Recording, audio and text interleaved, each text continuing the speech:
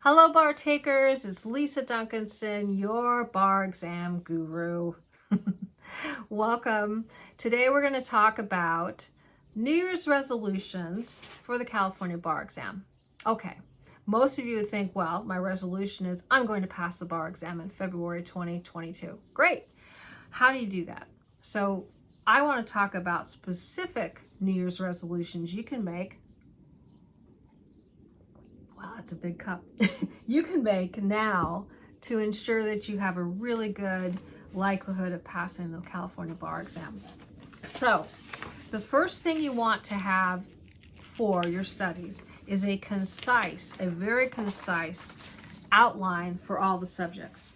So your outline books that are 150 pages for contracts and 150 pages for torts and 150 pages for evidence and con law and property and Civ Pro and all the stuff that's tested is a waste of your time. Okay? So, if you're going to teach property for a semester as a professor, maybe that's a good way to go, study that stuff. But it's not the way to prepare for a bar exam, not in California, not in any state that I know of. So what you need to do is bridge the gap between that lengthy, voluminous amount of material and get it down to something really concise. So how do you do that? Do you go through it? Do you read that stuff? I would say put it away, put it aside. And I'm telling this from some real experience. I work with so many students that have failed the bar. I hate the word failed because maybe they made it to reread, or maybe they were, really good on the written portion, but not so great on the Mbes, or vice versa. I haven't met many students that have ever told me, I didn't work hard enough. They just didn't work smart enough. And that isn't your fault, but I want to rescue you from that mistake right now. So my rescue is to say, number one, stay away from those ridiculously thick bar exam outlines for each subject. You can't translate 150 pages into a contracts essay answer. You can't. If you can, prove it to me. But you cannot do that. Instead, you need a contracts approach, which is the first thing you look for, whether it's common law or UCC. What's the next thing? Formation. What's the next thing? Defenses is formation. On and on and on. Do I have remedies? So you have this whole thing of what could potentially come up. And you want to know, is this essay I'm about to write on bar exam day number 1, when the written portion, is it one that's about breach and remedies, or is it about formation? So you need to know that, because if you know that going in and you can decipher it immediately, you're starting to write 5 minutes or 8 minutes before anyone else who's still trying to figure out, oh gosh, I really love the guy that taught contracts. What did he say? Okay, formation. Okay.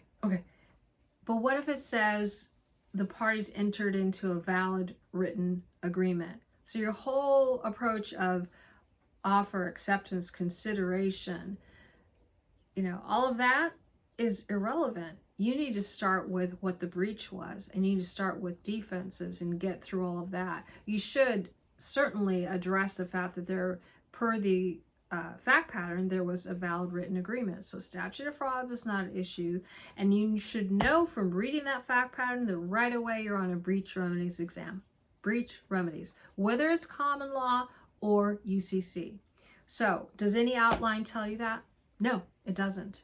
Does any outline tell you that every single time you write a contracts exam and you are looking for defenses to performance, whether you're talking about a condition or a minor material breach, the defenses are limited to impossibility, frustration of purpose, and commercial impracticability, or what some people call impracticability. All three need to be addressed, even though likely only one is going to be available as a valid defense. And which one would that be? Commercial frustration. So they're not going to tell you on the exam that the painter would have had to spend, twice as much money than what he was going to earn to get the job done on time because of the rain. They're going to say that it was unseasonably rainy, just like it is right now in California. It's really rainy, and I love it because we need it. We're in a drought, but maybe not anymore. So they're not going to say, it's just commercially impractical for him. They're going to give you a fact pattern where he wasn't able to finish it on the date that they were hoping, and that the owner prevented him from finishing it. That's usually what you'll see. So you have a lot of stuff to talk about, but it's really easy. You're going to go through common law contracts because it's a service. And when you get to the breach, you're going to talk about impossibility first. Here, in order for this to be a defense, it had to be impossible for anyone to perform the job, to complete the job. It wasn't impossible because if he had hired more staff than painters, then he would have been able to finish the job. Okay, is it a frustration of purpose? What was the purpose of the painting? It's just to get the house painted. So there isn't likely going to be frustration of purpose like that King's Ray case. I don't even know if it's still in torts books or contracts books, excuse me. But when people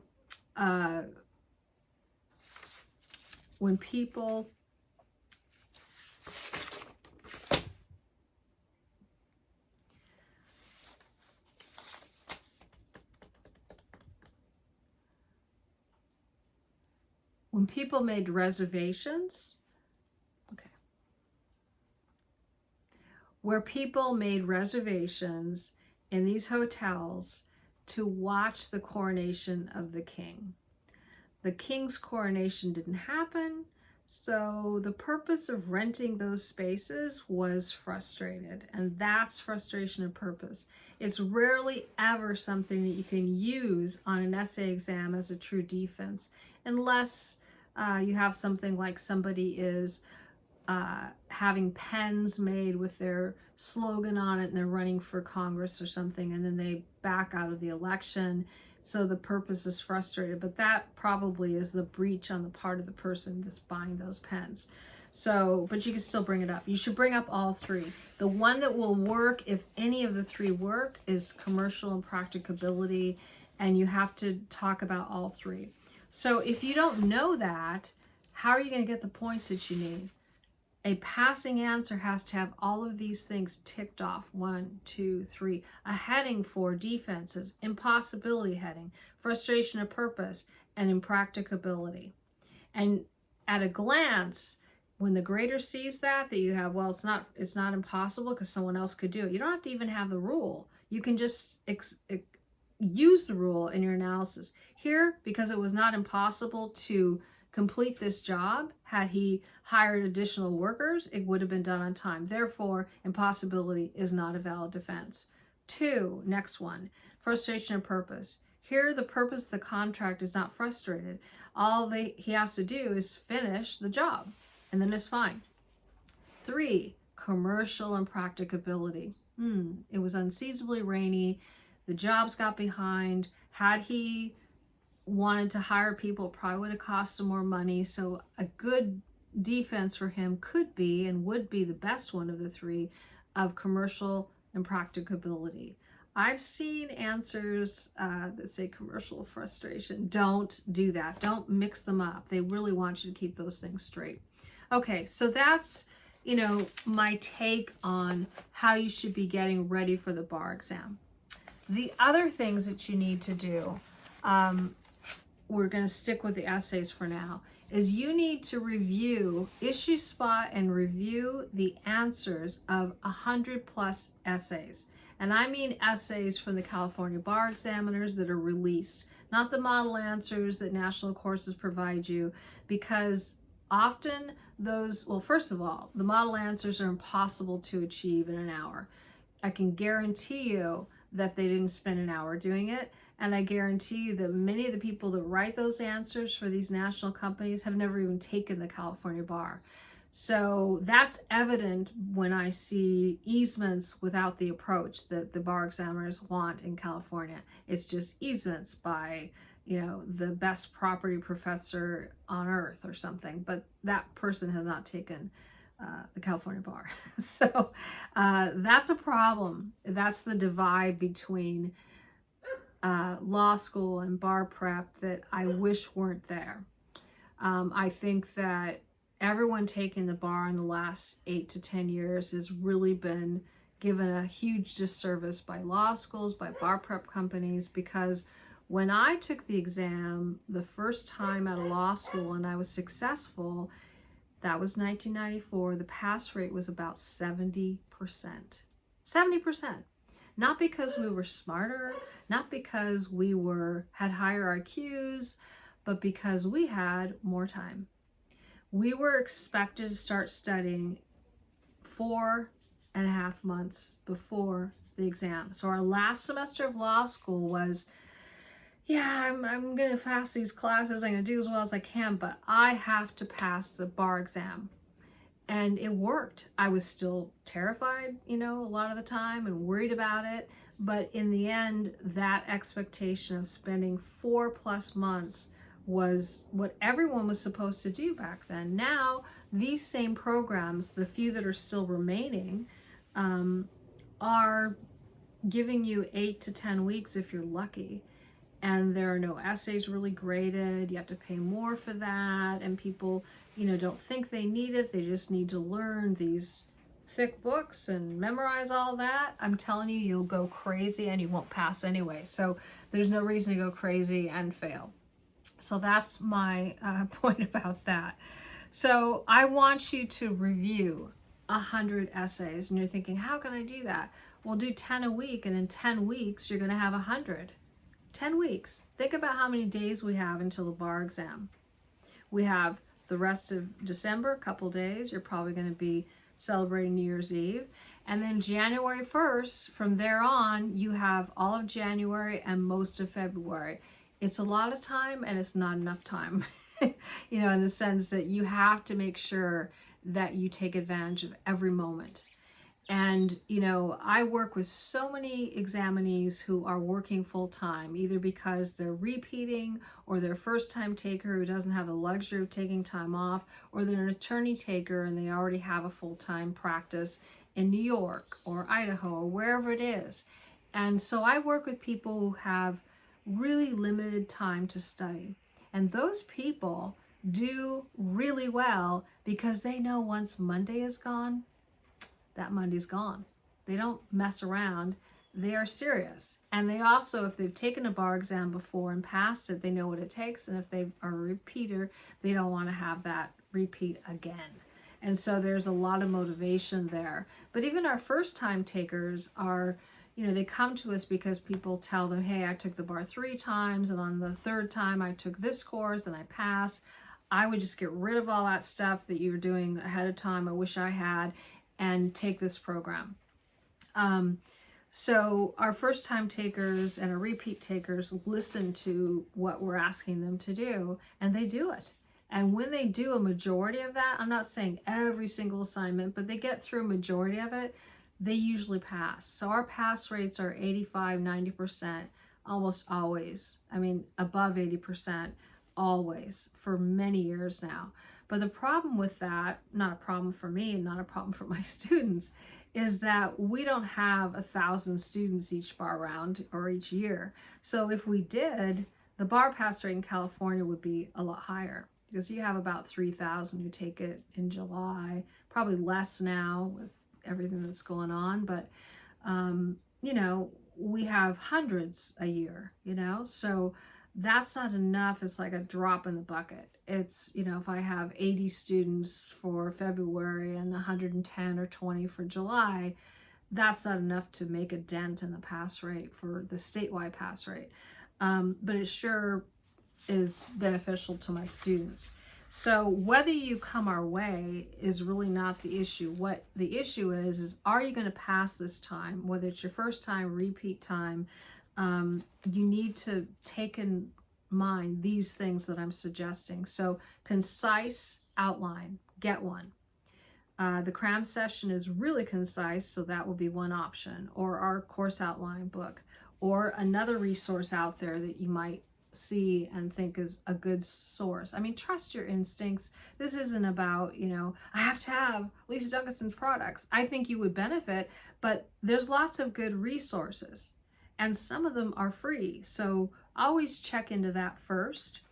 So concise outline, practice, practice, practice. The essays, the MBEs, memorize after you practice because then you have the context. So, concise outline, great concise outline. Read it, review it, practice essays, including reviewing more than writing, and then writing practice essays, open book, non-timed at first, and then try your hand at some timed essays. And what you should do is pick any topic, even if it's an essay you've already read before. Give yourself an hour to write it, but only do that after you have memorized that topic for a couple of days. I don't mean 8 hours a day, but maybe you're working full time, so you in the evening spend 2 to 3 hours memorizing negligence and olive torts, and then you pick an essay from your materials and you write it in an hour. And what that does for you by doing this now in the next couple of weeks, you don't delay learning about whether your memorization skills are up to par. They need to be.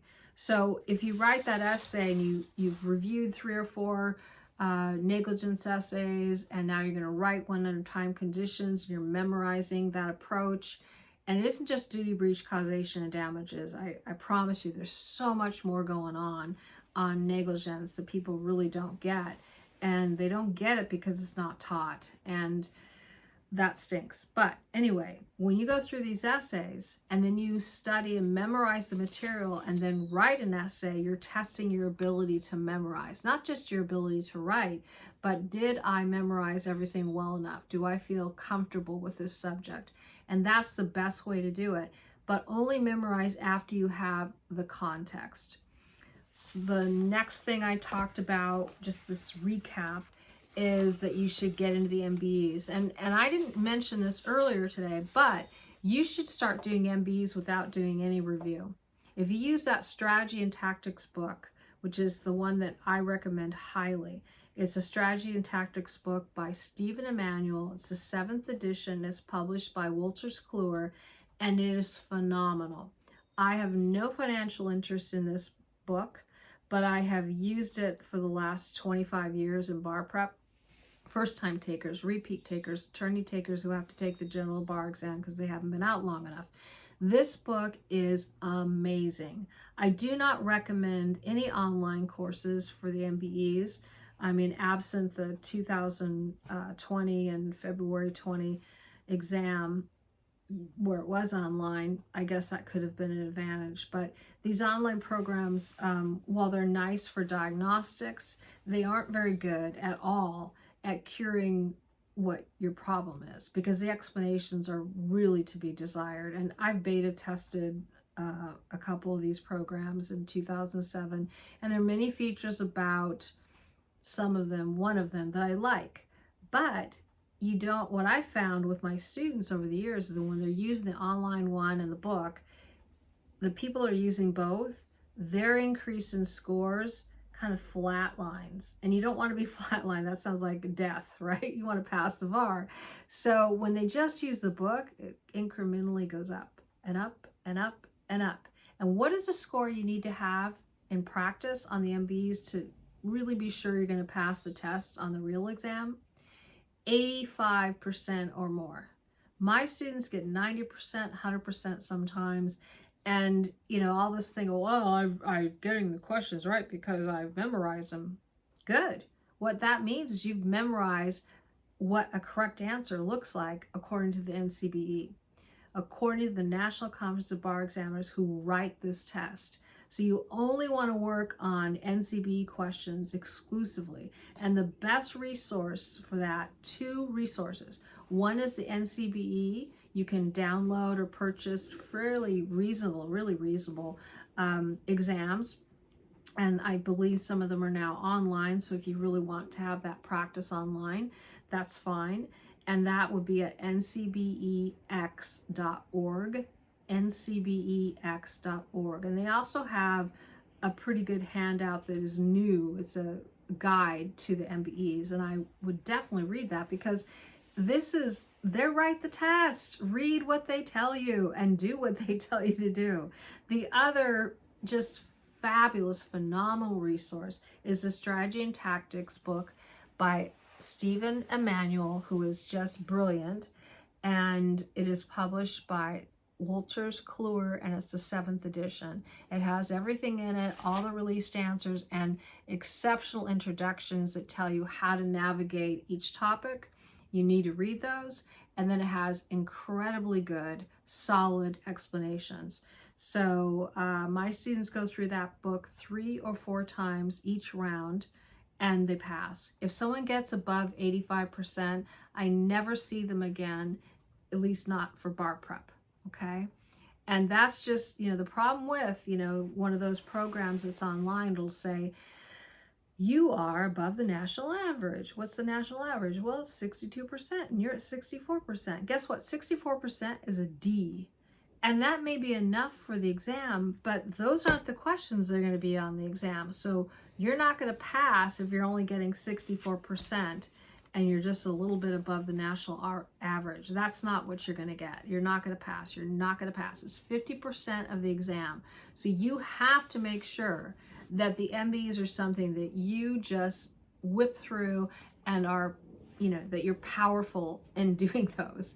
And it takes a lot of work. It takes a lot of grunt work, and it is on you. Get those materials. Do that work. If you want some help with that, we create study plans in our programs. The bar exam cram sessions we have upcoming are on January 8th and on February 5th, right before the bar. I highly recommend taking both, because if you take the first one, it gets you, kind of launches your studies. And then when you take the second one, it sort of dovetails your studies and tells you what to do in the last 10 days. And yes, if you take both, you can get a discount. So you buy the first one. Once you purchase that, you can get the second one for $3.95. Pretty good deal. And I have had people who've only taken, especially attorney takers, they've only taken one bar exam cram session and passed after 25 years away from a bar exam, like the New York bar exam, or Texas, or Ohio, or Minnesota. I've had people all over the country, and just repeat takers that really just had something missing. Well, what was missing is, how do I actually write an essay exam? So our materials are put together in such a way, those cram sheets that everyone gets with the course, and some handouts that are really good, have all of the definitions in the order that you would write them in your approach. So if it's torts, products liability, then it's going to be intent. It's going to be the umbrella of torts that are available for a products liability case, which is intent, strict liability based on a dangerous product, the warranty theories of marketability, implied warranty theories, there's 2 of those, express warranty, and if you have express warranty, then you need to go into fraud, because that's what you need to do. So if you even know that much, then you know that you have intent, negligence, strict products liability, which is what most people think everything's about, is strict products liability. It's not. You have to bring up all of it's like an umbrella with, intent, which could be battery, that's what they've always tested, negligence, strict products liability, because it's a defective product, which usually means not a design defect, that's only on the MBEs. It's either a failure to warn, or an inadequate warning, or misuse, it's an obvious thing, or you have then you have express warranties, implied warranties that are breached, express warranties. So implied into every sale is that the product will be of average quality, and it won't explode. If it's a mower, a blade isn't going to fly off and hit them in the leg and cause a serious injury. So you need to go into the exam knowing this stuff ahead of time. And this wasn't a perfect description of products liability, but it wasn't what I planned to go over today. I just want to make sure that you understand how critical and how important it is to know how you're going to write it before you get to the exam, and to have reviewed those essays, and to have practiced some of them and really thought about that in the context, because that's a substantive review. But the best kind of substantive review is one that is in the context of the exam. So I think I'm going to leave it there today. I wish you all the very best of luck. Please like and subscribe to my channel. I will be doing more videos, and you will get a notification when there's something that's relevant to you, because if you're taking the bar, everything I do on this channel is relevant to you. Please review the First Amendment approach video. Please review the easements approach video. And I would also check out how to pass the bar exam essays and how to study for the Mbes. Those 4 videos are not a waste of time. So I wish you all the best of luck. Again, please subscribe to my channel and please like. Thank you so much. All the best of luck. Happy New Year.